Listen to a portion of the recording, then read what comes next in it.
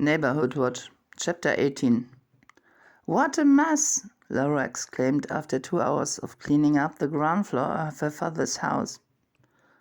"We can come back over the weekend. I'll help you then," Josh replied, and stood up from the kitchen floor, where he had been scraping off what remained of the burnt curtains. They had been made of cheap synthetic fibre and had left a greasy residue that smelled like burnt car tires. The hall was smelling like a smokehouse, and even the living room had a strange aroma, like a burnt hospital bed, Laura imagined. The worst part was the kitchen, where the fire had taken place. The fire brigade had destroyed the back door, and everything was still dripping wet. Josh had repaired the door provisionally with a piece of old board from the garage to keep burglars away. But the house didn't look too inviting and wealthy at the moment, anyhow.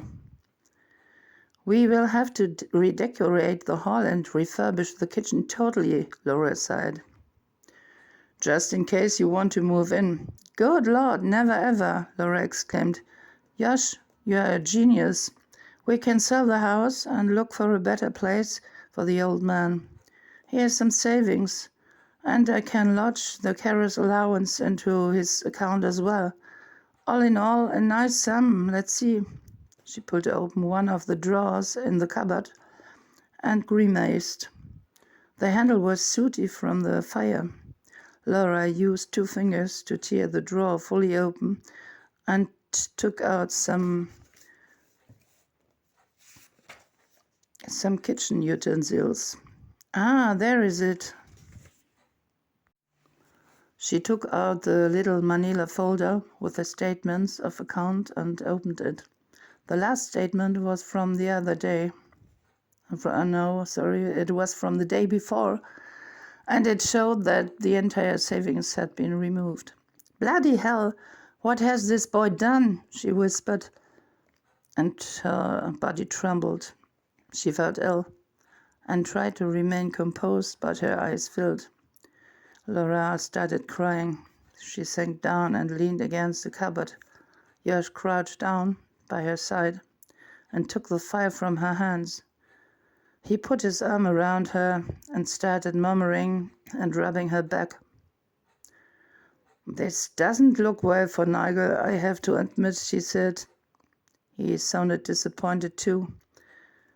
"But maybe there is an explanation. Maybe he had a good reason." "I don't need any explanation. I need the money. It's my old man, not Nigel's," Laura retorted sharply.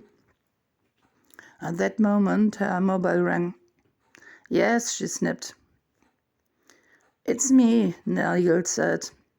"Where the hell are you?" Laura exclaimed. "I just wanted to make sure. Well, I saw a light on your car and in your house. I'm sorry." "Hey, stop!" Laura stared at the blank file in Josh's hand. Her brother interrupted her. "Everything will be fine. I have something really big in the making. Just trust me." Nigel spoke in a hurried tone, then hung up. "Wait, you idiot!" Laura shrieked, but she knew she had no chance. Josh helped her up. "What did you want?" "I'm not sure. He spoke of something big he is planning.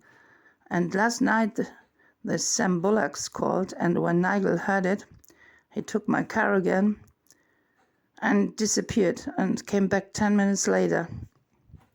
And as I stayed with you last night, I haven't seen him since." "Oh, hell." She leaned against Josh. "Please hold me tight. I'm so afraid he has done something wrong." "What can he need the money for? Some big deal? Drugs?" "Oh, come on," Josh objected. "Don't meet trouble halfway. Let's go to my place and have a glass of wine to calm down." He waited, and for a while they just stood there and hugged each other. He went on, "Or maybe a double whiskey." They left the house a quarter of an hour later.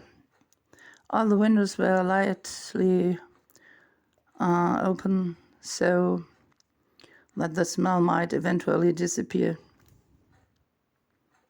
Laura locked the door and they turned towards the street. A fine mist was hovering in the air. The lamp in front of the house shone its meager light onto the street, but not onto Laura's Honda. She gasped and took your scent. Her car was gone.